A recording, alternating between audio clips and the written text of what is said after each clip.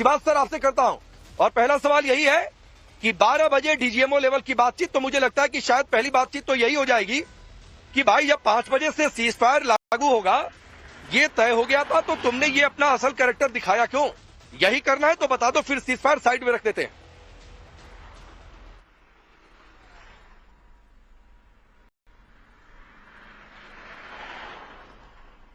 ये क्वेश्चन किससे पूछा आपने? सिवाज आपसे पूछा मैंने। हाँ हाँ हाँ, देखो इसमें कोई शक नहीं है। आपको आवाज हाँ, आपको आवाज आ रही है? ठीक, हेलो। हाँ देखो, इसमें कोई शक नहीं है कि जो एक बार सीज फायर हुआ है दोनों देशों के बीच में, पाकिस्तान ने उसको फॉलो नहीं किया था, मगर 4-5 घंटे के बाद उसने फॉलो किया। मगर भारत ने क्लियर कर दिया, अगर आप सीज फायर नहीं फॉलो करोगे तो भारत ईंट का जवाब पत्थर से देगा, इसमें कोई शक नहीं। एक बहुत ही डायरेक्टली सभी फॉर्मेशन कमांडर को ऑर्डर दे दिए गए थे पाकिस्तान का जवाब बहुत जोरों से देना। और मुझे लगता है पाकिस्तान को भी पता है, पाकिस्तान के हालात बहुत खराब हैं। आप देखें सीक्वेंस ऑफ एक्शन जिस प्रकार से हुए हैं, भारत ने उसकी 9 पहले जो ठिकाने थे, जो आतंकवादियों के हेडक्वार्टर थे, जिस प्रकार से आप लश्कर तौबा जैसे मोहम्मद और हिजबुल मुजाहिदीन के, वो भी डिस्ट्रॉय कर दिए। इसके बाद जो बाकी टेरर इंफ्रास्ट्रक्चर को उसको भी बर्बाद किया। और जब उसने वापस पलटवार करने की कोशिश की, वो 26 के 26 जो उसके वार थे उनको भी नाकारा कर दिया। और जब भारत ने उनके एयरफील्ड पे हमला किया तो पूरी एयरफील्ड 12 में फील्ड जो हैं वो बिल्कुल नाकाम हो गई हैं, वो नॉन ऑपरेशनल हो गई थी। बहुत ज्यादा सटीक हमले हुए थे एयरफील्ड पे। और यही नहीं कि सच्चाई यह है कि लाहौर का जो एयर डिफेंस सिस्टम वो कंप्लीट न्यूट्रलाइज हो गया था। ये सच्चाई है। एक बुखलाहट आई थी पाकिस्तान में, इसलिए पाकिस्तान ने दुआएं की, वो भागे अमेरिका पे, कहीं डोनाल्ड ट्रंप से बात की, कभी मार्को रूबियो, और कि किसी तरीके से सीज फायर करो, क्योंकि पाकिस्तान की हालात इतनी खराब थी कि आने वाले समय में उनको लग रहा था कि भारत के जो हमलों के सामने वो टिक नहीं पाएगा। और ये सच्चाई है कि ये जो बातचीत में हमने सीज फायर किया, ये कोई अनकंडीशनल नहीं है। अगर पाकिस्तान की तरफ से सीज फायर टूटता तो हम इसका जवाब देंगे। अभी आज डीजीएमओ की मीटिंग है 12 बजे, उसमें तहत डिसाइड होगा। मगर ये सच्चाई है, हमने पाया क्या है, जो भी हमारे मिलिट्री और पॉलिटिकल और साइकोलॉजिकल एक प्रकार ऑब्जेक्टिव थे, भारत ने उनको काफी हद तक प्राप्त कर लिया है। मगर मैं को लगता है कि अभी भी जरूरत है कि पाकिस्तान को सबक सिखाया जाए, अगर पाकिस्तान नहीं मानने वाला, क्योंकि ये सच्चाई है पाकिस्तान की काफी हद तक कमर टूट गई है। दूसरी बात यह है, भारत ने 1-2 चीजें दिखा दी हैं कि आज पाकिस्तान आइसोलेटेड है, उसके साथ कोई नहीं खड़ा। जो चीन था, वो जो बड़ी बड़ी बातें कर रहा था, वो भी खुल के नहीं आया है। आइसोलेटेड है वो एसपी सिन्हा सर, हमने पिछले कुछ दिनों में देख लिया है। और कल जिस तरीके से तीनों सेनाओं की प्रेस कॉन्फ्रेंस हुई, उसमें एक संकेत भी दे दिया गया कि हमारी पोजीशन डिफरेंट है, हम उसे छोड़ने वाले नहीं है। अगर हिमाकत करोगे तो उसका जवाब देंगे, और ऐसा जवाब देंगे कि फिर आगे याद रखोगे, और कोई भी हरकत आगे से एक्ट ऑफ वॉर मानी जाएगी। ये भी एक संदेश दे दिया गया है। तो ये मुझे लगता है कि इस बार पाकिस्तान की शायद अक्ल ठिकाने आ गई है कि भाई अब ये बदलता हुआ हिंदुस्तान है, इससे टकराना नहीं है। इसलिए शायद डीजीएमओ में हो सकता है कि इस बातचीत में वो इस बात को लेकर गंभीर हो। राकेश, पहली बात तो मैं कहना चाहता हूं कि सीज फायर की पहल पाकिस्तान की तरफ से हुआ, हिंदुस्तान की तरफ से नहीं हुआ। तो जन आक्रोश जो थोड़ा हो रहा है कि हमने क्यों सीज फायर एक्सेप्ट किया, उसके पीछे एक बहुत बड़ी सोची समझी, मैं नहीं बोलता हूं कि जस्टिफाई नहीं कर रहा हूं, बट देखिए, जब आप जियो पॉलिटिक्स के गेम खेलते हैं तो एक फैसला डिपेंडेंट है बहुत कंसिडरेशंस पे। तो एक होलिस्टिक अप्रोच लिया जाता है और तब देखा जाता है, तब शतरंज का खेल खेला जाता है। और वो एक शतरंज के चाल में सब कॉम्प्लेक्स मूव्स होते हैं। डायरेक्ट जो दिखता है हो सकता है कि वो सच ना हो, पहली बात। दूसरी बात, जो मुख्य कारण है जो मुझे पता चला है कि जब पाकिस्तान ने क्रेडिट देना शुरू किया सीज फायर का अमेरिका को, तो चीन में हड़कंप मचा। चीन ने बात किया जनरल मुनीर से और शहबाज शरीफ से कि हम हैं तुम्हारे सदाबहार दोस्त, हम तुमको पैसा देते हैं, हम सीपेक कर रहे हैं, हम सब ग्वाडर पोर्ट में तुमको मदद कर रहे हैं, उसका प्रोटेक्शन कर रहे हैं, और तुम अमेरिका की शाबाशी कर रहे हो। ये तो दोस्ती तुम ठीक नहीं निभा रहे हो। तो पर फोर्स चीन को ये इसको सीज फायर को तोड़ना पड़ा। दूसरी बात, एक और डायमेंशन कहा जाता है कि लोकल जो वहाँ कोर कमांडर हैं या जो फॉर्मेशन कमांडर्स हैं, क्या उन्होंने हुक्म की तब्दीली मतलब तामील नहीं की?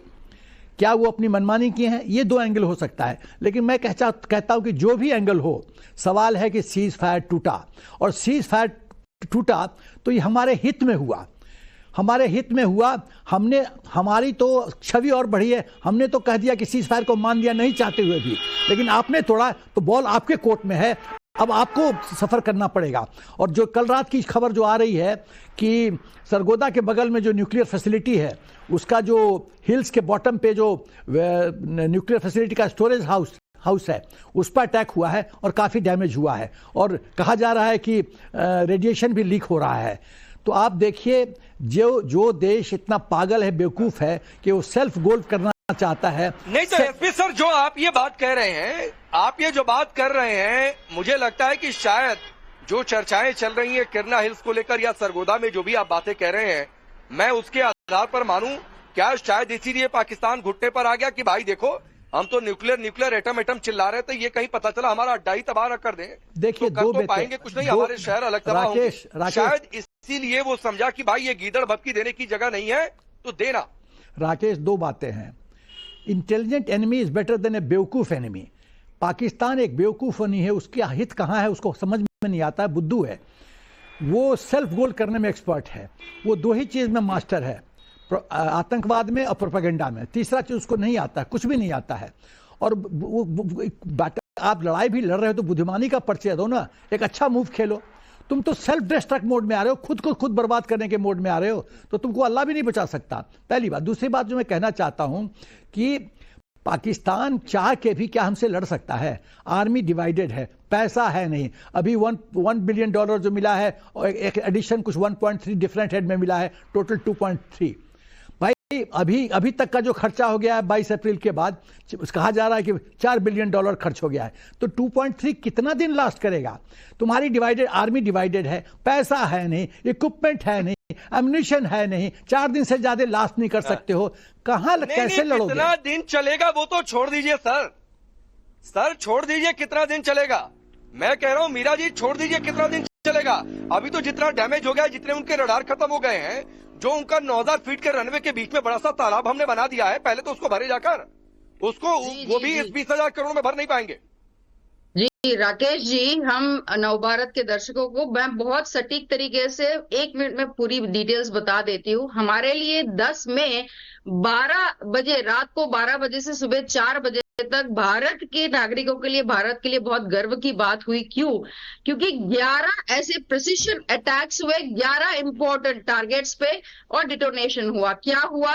नूर खां बेस, रफीकी, मुरीद, सुकूर, सियालकोट, पथरूर, चुनीना, सरगोदा, सकरूदा, बोल्हारी, जकोबाबाद रडार्स खत्म कर दिए गए।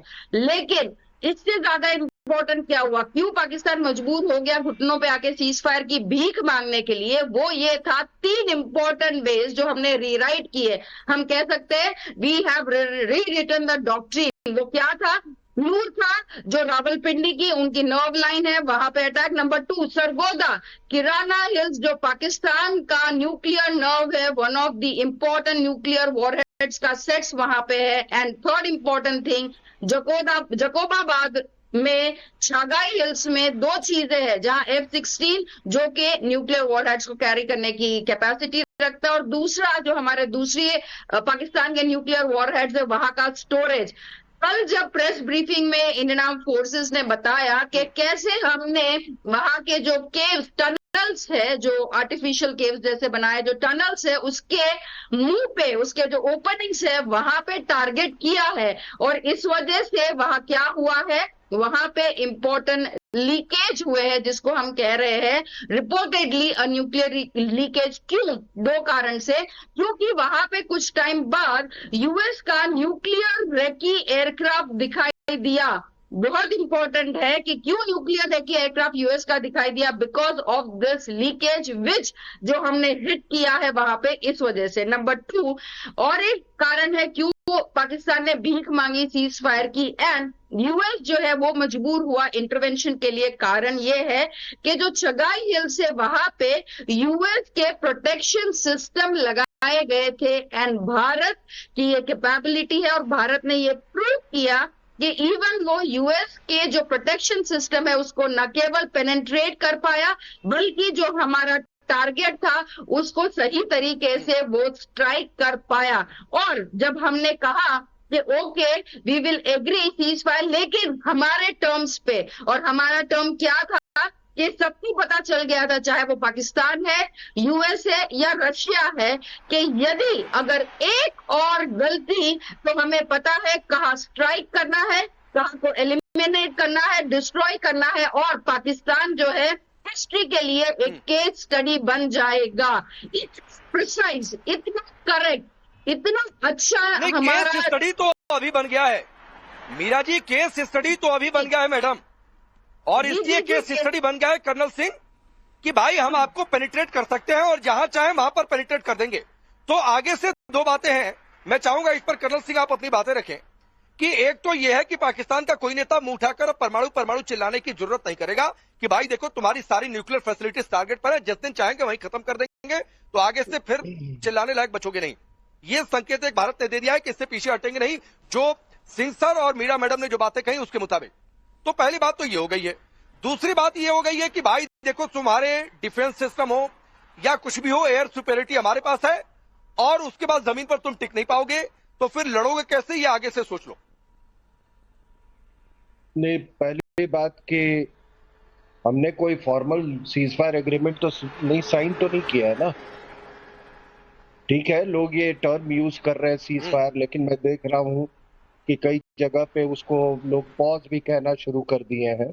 So it is only a pause. हमने कहाँ साइन किया है कोई? डीजीएमओ तो बात करते रहते हैं आपस में, जब भी कुछ हॉट हो जाता है लाइन ऑफ कंट्रोल में या कहीं और, तो दोनों अपना हॉटलाइन का इस्तेमाल करते हैं। तो ये इसको सीज फायर कहना मेरे ख्याल से ये ठीक नहीं है। दूसरा, कुछ लोग जो ये कह रहे थे कि हमने सीज फायर क्यों एक्सेप्ट किया, आपको मैं बता दूं कि जो हमने कार्रवाई की है, हमने 65 और 71 में भी ऐसी कार्रवाई नहीं की थी against Pakistani air force, Pakistani air assets. हमने इस तरह का जोरदार कार्रवाई, जहां पे उनका मुझे मालूम है कि नूर खान एयर बेस, आपको बता दें, वो it is a fighter base, वहां पे ट्रेनिंग होती है फाइटर पायलट्स की। वहां पे it is also a transport hub. Strategic forces command जो है वहां से ज्यादा दूर नहीं है, GHQ ज्यादा नहीं है, और वो इस्लामाबाद के से केवल 10 किलोमीटर है। तो इन इफेक्ट हमने इस्लामाबाद को स्ट्राइक किया है। और जैसा बताया गया कि सरगोदा में जो उनके न्यूक्लियर एसेट्स थे, जब उनको टारगेट किया गया। आपने देखा होगा, मैं उस समय न्यूज आई थी रात के 1:40 पे कि पाकिस्तान में अर्थक्वेक आ गया। You remember on 10th 144 yes बिल्कुल याद है सर। 4.1 रिक्टर स्केल, उसके बाद 2 घंटे के बाद 5.7 रिक्टर स्केल। वो सर कुछ नहीं था, वो हमारे ब्रह्मोस ने जब ठोका था ना उसको, तो वो जो लोकल जो शॉक इफेक्ट होता है, उससे वो एक तरह से वो अर्थक्वेक जैसा वो महसूस होता है। देयर इज कुछ बेहुदे लोग यहाँ पे पूछते हैं कि अच्छा अर्थक्वेक आया तो भारत में क्यों नहीं फील हुआ? अरे भाई, कि टेक्टोनिक शिफ्ट थोड़ी ये हुआ था प्लेट्स का। तो हमने जो कार्रवाई की वो केवल एस्केलेशन ही नहीं, हम पाकिस्तान के एनिहिलेशन के बिल्कुल एक मिनट, और जो पेलोड जो हमने यूज किया इसके लिए, ब्रह्मोस था और भी चीजें थी, खास करके ब्रह्मोस, उसकी अपेक्षा वेस्टर्न कंट्रीज ने भी नहीं की थी। और उस एनिहिलेशन को रोकने के लिए उन्होंने एक सजेस्ट किया कि भाई अभी थोड़ा इसमें पॉज डालिए। हमने कहा कि हम बाकी किसी चीज पे ना, इंडस वाटर ट्रीटी पे हमने कॉम्प्रोमाइज नहीं किया, हमने डिप्लोमेटिक जो हमारा जो लिंक्स था हमने कहा कि वो भी नहीं स्थापित होगा। We are in a state of war, it is only a pause. ये बात जितनी जल्दी से और एक और बात, आपने कोई लड़ाई देखी है ऐसी? भाई 27 के रिस्पांस में, 27 बहनों के रिस्पांस में हमने ये एक्शन लिया और हमारा एक भी हमारा कैजुअलिटी नहीं हुआ है। हमने we haven't cross the borders and but we have destroyed Pakistan right up till Islamabad. तो और इससे बड़ी उपलब्धि क्या हो सकती है? और दुनिया में आपने जो एयर डिफेंस सिस्टम का ठीक है अपना सर। मिसाल दिया है वो भी अनपैरेलल्ड ठीक है है।